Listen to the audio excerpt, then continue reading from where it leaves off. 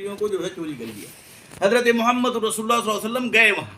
जाने के बाद जंगल में जो है आवाज़ लगाते हैं कि कौन है, किसकी मजाल कि मेरे भाई की बकरी चुराया।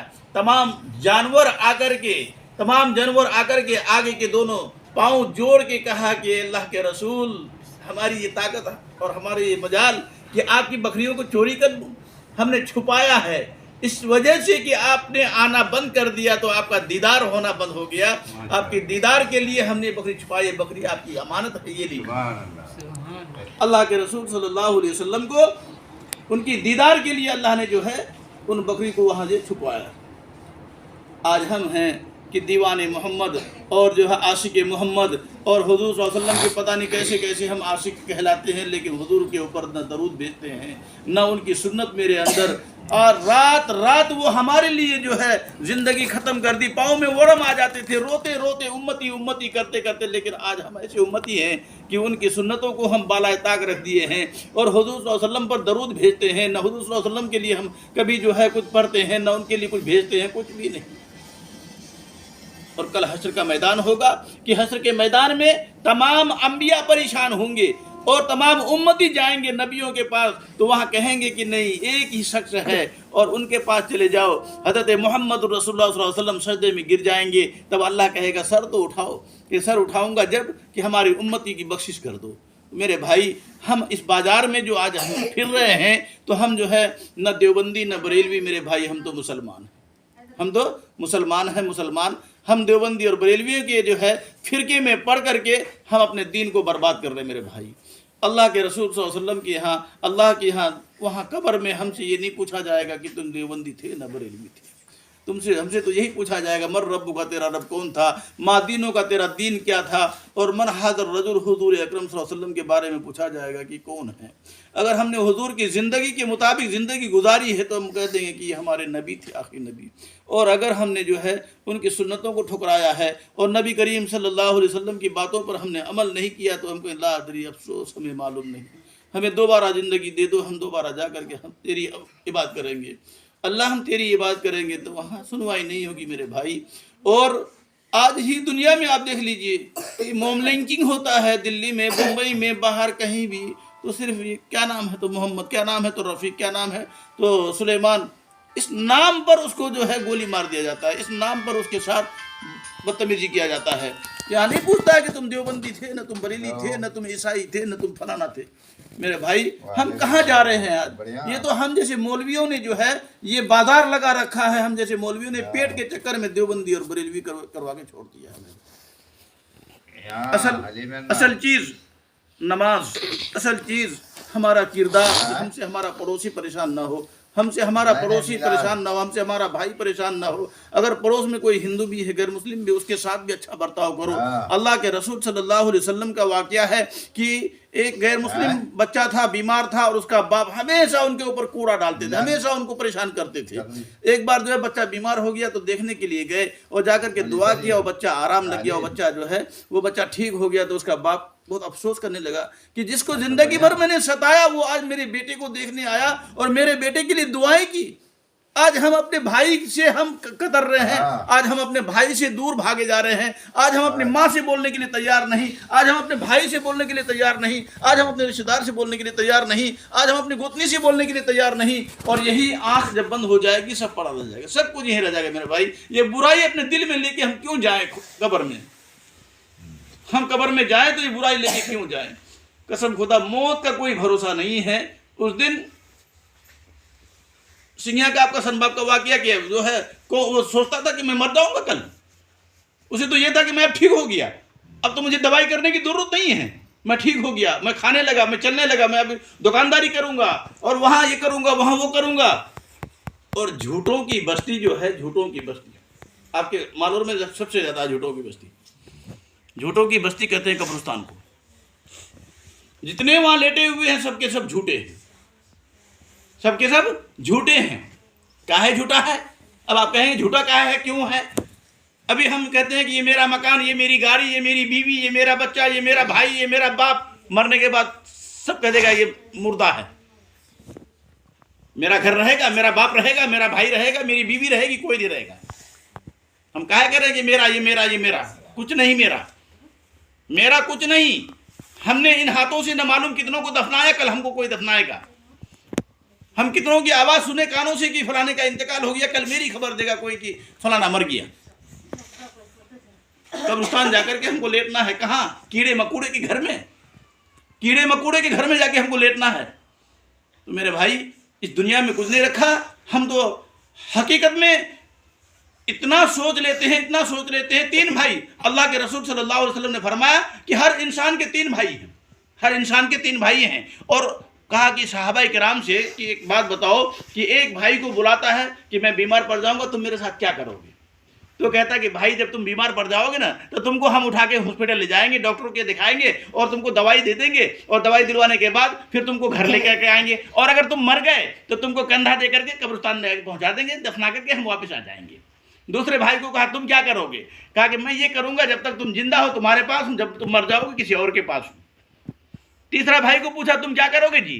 कहा कि तुम जब तक जिंदा हो तुम्हारे साथ, मरने के बाद भी मैं तुम्हारे साथ रहूंगा, मरने के बाद भी मैं तुम्हारे साथ रहूंगा। तब सहाबा किराम से अल्लाह के रसूल ने फरमाया कि वो 3 भाई में कामयाब कौन सा भाई हुआ? कहा कि जो जिंदे में भी साथ है और कब्र में भी साथ है, वही भाई कामयाब हुआ। कहा कि वो तुम्हारा आमाल है, वो तुम्हारा आमाल है। अच्छे आमाल करोगे तो दुनिया में भी तुम्हारा साथ देगा और मरने के बाद भी तुम्हारा साथ देगा। और वो जो कहा कि मैं तुम्हें डॉक्टर को दिखाऊंगा, मर जाओगे तो कंधा दे करके वहां पहुंचा दूंगा, वो तो खानदान हुआ कि खानदान वाले क्या करेंगे? डॉक्टर के यहाँ पहुंचा देंगे, मर गया तो उसको कब्रिस्तान ले आके लेटा देंगे। और जो कहा कि तुम जिंदा हो तुम्हारे पास, मर जाऊंगा मैं किसी और के पास, मर गया, मरने के बाद अब लाठी लठोर चालू हो गया। टाटी मेरा यहाँ रहेगा, वो कह रहा मेरा टाटी यहाँ रहेगा, ये गोली नहीं देंगे और ऐसे जाने नहीं देंगे और इसे पाँव भांग देंगे और ये कर देंगे और वो कर देंगे। बाप तो मर गया, चला गया, अब भाई भाई लड़ते रहे। तो इंसान पूरी जिंदगी जो है बेईमानी करके, मैंने आपके मालूर का ही सुना है कि जिंदगी भर उसने जो है बढ़िया खाना खुराक खा के नहीं देखा, कच्चा मार के हमेशा भीखा माना और जो है ज़मीन लेना और ज़मीन को सिर जाना। जब बुढ़ापा आया तो वो बैठक में बैठा हुआ भूजा लेकर के फकिया रहा है, और बेटा और बहू घर में जो है मुर्गी का गोश्त से जो खाना खा रहा है, मछली से खाना खा रहा है, और बुढ़वा को क्या दिया है? थोड़ा भूजा दिया है, बाहर फकिया रहा है। बुढ़वा ऐसा हो जाता है कि उसको बीड़ी की भी मोहताज हो जाता है कि बीड़ी उसको बेटा कोई दे तो पिए, तो बेटा भी नहीं देख पाता उसको। किसके लिए किया? जिंदगी भर बेईमानी किसके लिए किया? औलाद के लिए। घर मकान बनाया औलाद के लिए, और उसके बाद औलाद की शादी होते होते बूढ़ा बुढ़िया का चूल्हा के घर में, बूढ़ा बुढ़िया का कोई हिस्सा नहीं, अब वो चूल्हा के घर में जाएगा। मेरे भाई, दुनिया में कुछ नहीं रखा है। एक साहब बोलते हैं कि मेरे मरने से 5 दिन पहले का मैंने एक ख्वाब देखा, मरने से 5 दिन पहले ख्वाब देखा कि ख्वाब में मैं मर गया, और मैं मर गया, मुझे जो है कब्रिस्तान ले आकर के मुझे लिटा दिया गया। जब लिटा दिया गया तो एक साहब आके खड़ा हो गया मेरे सर के पास, और सर के पास खड़ा होकर के वो खड़ा हो गया। मैंने पूछा कौन? कहा कि तुमने मुझे नहीं पहचाना? कहा कि नहीं। कहा कि मैं नमाज हूं, फजर की नमाज हूं मैं तुम्हारी, तुम जो फजर की नमाज पढ़ते थे पाबंदी के साथ, मैं तुम्हारी फजर की नमाज हूं। उसके बाद देखा तो एक साहब आकर के पाँव की तरफ खड़ा हो गया। कहा तुम कौन हो भाई? कहा तुमने मुझे नहीं पहचाना? मैं तुम्हारा साथी हूं भाई। कौन साथी? कहा तुम कुरान की तिलावत करते थे डेली ना, वो कुरान की तिलावत, मैं कुरान हूं, मैं तेरा साथी हूं और तेरी यहाँ हिफाजत करूंगा। जब तक तू जन्नत में दाखिल नहीं हो जाएगा तब तक हम लोग साथ नहीं छोड़ेंगे। इतने में 3 फरिश्ते आ गए। जैसे 3 फरिश्ते आए, रजिस्टर हाथ में है, रजिस्टर हाथ में है। कहा कि क्या बात है? अभी ये मुर्दे को उठाएगा क्या? वही लोग कह रहे हैं क्या बात है, कौन हो तुम? कहा कि मैं अल्लाह का कासिद हूं, अल्लाह ने मुझे भेजा है। क्या करने भेजा है? और ये रजिस्टर क्या है तुम्हारे हाथ में? तो इसमें 3 सवाल है। कहा क्या सवाल है? कहा कि पहला सवाल ये है कि मर रब्बु का, तेरा रब कौन है? कहा कि रब्बी अल्लाह, मेरा रब अल्लाह है, इनका रब अल्लाह है। दीन अल इस्लाम, तेरा दीन क्या है? अल्लाह पूछता है कि इसका दीन क्या है? कहा दीन अल इस्लाम, इसका दीन इस्लाम है। तीसरा सवाल क्या है? कहा कि मन हाज़र रुजुल, हुजूर अकरम सल्लल्लाहु अलैहि वसल्लम के बारे में कि ये कौन है? तो कहा कि ये पूरी ज़िंदगी जो है नबी करीम सल्लल्लाहु अलैहि वसल्लम की सुन्नत पे चला है, और तुम आज पूछ रहे हो कि ये आदमी कौन है? ताकि तुम जाओ, तेरी ज़रूरत नहीं है। उसके बाद वो तीनों सवाल करने के बजाय वापस चले गए। कहले चलो भाई, अब यहाँ हम लोगों की चलेगी नहीं। वो तीनों फरिश्ते वहाँ से वापस हो जाते हैं। उसके बाद वो कहते हैं कि अब इधर दाएं करवट तुम देखना, दाहिने करवट देखना, एक खिड़की खुलेगी यहाँ से, और खिड़की खुलने के बाद इधर से जन्नत की हवाएं आएंगी और जन्नत के तुम्हारे सारे जो है ये सब मंदिर यहाँ से तुमको नजर आएगा। ताकि इतने वो खिड़की खुलती कि मेरी आँख खुल गई। अब आँख खुलने के बाद जो है मैं घबरा गया, परेशान हो गया, और 5 दिन के बाद उसका इंतकाल हो गया। तो मेरे भाई अच्छे अमाल करेंगे तो वो हमारे साथ अच्छे बनकर के होंगे, और अगर बुराई किए हैं अल्हम्दुलिल्लाह उस टाइम मरने के बाद जो है ना सांप और बिच्छू बन करके डसेंगे, कहेंगे मैं हूँ तेरा माल, मैं हूँ तेरा माल, मैं हूँ तेरा माल। एक औरत थी, तो एक औरत जो है मस्जिद के बगल में घर था, मौलवी साहब जो है तकरीर कर रहा था जुमे के दिन। तो मौलवी साहब कहने लगे कि जिस घर में माल जो औरत या मर्द जमा कर करके रखते हैं ना, वो माल जो है उसको सांप या बिच्छू बन करके डसेगा, उसको परेशान करेगा, ले मैं हूँ तेरा माल, ले मैं हूँ तेरा माल। बहुत जमा करके रखा था ना, लो मैं हूँ तेरा माल। 100 रुपये में 2.5 रुपये जो है निकालना ज़रूरी है। वो माल पाक हो जाता है, वो माल उसका जो है वो हिफाजत हो जाता है, उसका अल्लाह का उसमें वादा रहता है। वो औरत कहने लगी, हाय रे बाप, मेरा शोहर तो 100 टकिया एक ठो जो है पेटी में घुसा के रखा है और सुबह शाम देखता रहता हो तो सांप बन के डसेगा। वो औरत ये आई, आने के बाद जो है पेटी खोल करके 100 टका ले जा करके मौलवी साहब को दे दिया कि मौलवी साहब सारे 97 टका हमको वापस कीजिए और 2.5 टका आप रख लीजिए। वो 2.5 टका रख लिया, और रखने के बाद जो है वो औरत कहती है कि ले जाके मैंने वहीं कपड़े में लपेट के रख दिया पेटी में। वो शाम को मर्दवा आया जोन दे करके, आकर के पेटी खोल के देखता है तो कपड़ा जो उठाया तो ठन ठन ठन्नी गिरी। क्या करे ये कैसे हुआ? गिना तो सारे 97 रुपये, ये कैसे क्या हो गया? अरे फलाने की अम्मी तूने क्या किया इसको? बोले अरे मौलवी साहब जो तकरीर कर रहा था ना, वो बोला कि माल जो है बिच्छू और सांप बन के डसेगा, इसलिए मैंने 2.5 टका वहाँ दे दिया। कहा कि जल्दी जा, जल्दी जाके वापस लेके आ, नहीं तो मैं मर जाऊंगा, देख लो मैं जहर खा लूंगा। मैं पता नहीं कैसे कैसे वो सट गया पाया था, और वहाँ जाकर हम जो है समेट के रखा था, तुमने मौलवी साहब को दे दिया। बोले ला के दे दे तो फिर मैं मर जाऊँगा। कहा कि तुम मर जा, तू भाड़ में जा, वो मैं नहीं जाऊँगा पैसा लेने के लिए।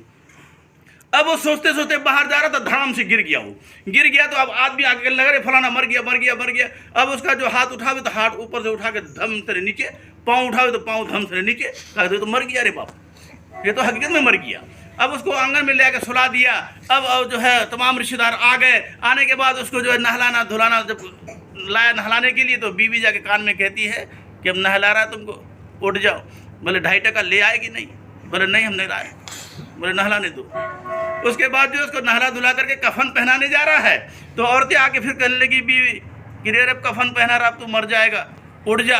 बोले 2.5 टका लाया कि नहीं? बोले नहीं लाया, रहने दो। अब वो जो है उसको जनाजे के इसमें दलिंचे में रख करके कब्रिस्तान लेके पहुंच गए। कब्र खुदा गया। वहाँ जाके औरतें कहने लगी कि कान में जाके थोड़ा बात तो कर लूँ, कहा कि मेरे शोहर से बात करने दो। बोले बात कर लो। कहा कि वो अब तो तुम्हें कब्र में रख देगा। बोले रखने दो, तुम पैसा लाए वापस? बोले नहीं लाए। जब नहीं लाए तो अब वो क्या किया कि उसको कब्र में रख दिया, मर्दवा को कब्र में रख दिया। अब उसके ऊपर जो है बांस वगैरह लगाने लगा। तो औरत कहने लगी कि एक बार तो मुझे बात कर लेने दो मेरे शोहर से। वो जाके कब्र में कहती है कि अब तो उठ जाओ मेरे शोहर, मेरे पति। बोले क्या हुआ, पैसा लाए तुम? बोले नहीं लाए। अरे पैसा तुम नहीं लाई तो रहने दो मुझे। अब जो बाहर निकली तो और आदमी कहने लगे कि तुम्हारे मर्द से तुम्हारे आदमी से क्या बात हुई? बोले बात क्या होती, वो मेरे शोहर क्या कह रहे हैं, मेरे शोहर कह रहे हैं कि जो है 2.5 टका दिया, कोई बात नहीं, तुम घर मकान भी बैनमा कर देना मस्जिद के नाम। बस वो हर बार आके उठा हरामजादी तो के कल हम घर मकान दिवा कर 2.5 टका तो मोरे जी आती जैसे मोर घर मकान दी बैनमा कर हराम दी। जान चली जाए लेकिन अल्लाह के रास्ते में पैसा न जाए, जान चली जाए मगर अल्लाह के रास्ते में पैसा न जाए, ये होता है। कुछ औरतें ऐसी होती है कि मौलवी साहब तो है रसीद छपवा करके हमारे घर में आके धावा बोल देते हैं। हम लोग पता नहीं कैसे कैसे धान को उतनी करते हैं और गेहूँ उतनी करते हैं, और मौलवी साहब जो है रसीद लेकर के छाप करके आके घर में जो है धावा बोल देते हैं। और कुछ लोग ऐसे हैं, पूर्णिया में हम गए एक घर में, पूर्णिया में हमें घर में गए तो वो औरत क्या कहती है, ताई मोर शोहर चुकता है हम थोड़ा दुकान चाय दुकान चाय दुकान चाय। इतना कंजूस है उसका आदमी, इतना कंजूस है कि 1 टका देने के लिए तैयार नहीं है। और जब उसका शोहर दुकान में जाएगा उसकी बीवी जो है 2000 और 2500 चंदा लिखवा देगी।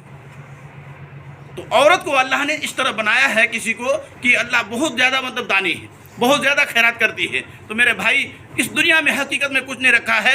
अल्लाह के वास्ते हम यही कहेंगे कि अपने बच्चों को दीनदार बनाओ और नमाज़ पढ़ने की कोशिश करो कि नमाज़ पढ़ोगे अल्लाह तुम्हारे घर में बरकत करेगा, तुम्हारे शरीर में बरकत करेगा, अल्लाह तुम्हारे चेहरे में नूर अदा करेगा। और हम आज हाय हाय करते हैं।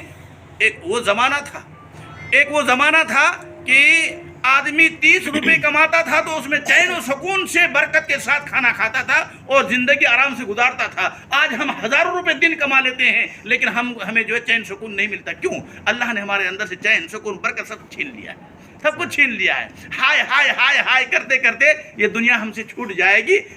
मरने के बाद पता चलेगा कि हम क्या किए, मरने के बाद पता चलेगा हम क्या किए। अल्लाह ताला सुनने और कहने से कहीं ज़्यादा अल्लाह के अमल की तौफीक अता फरमाए, क्योंकि वक्त भी ज़्यादा हो गया है। बात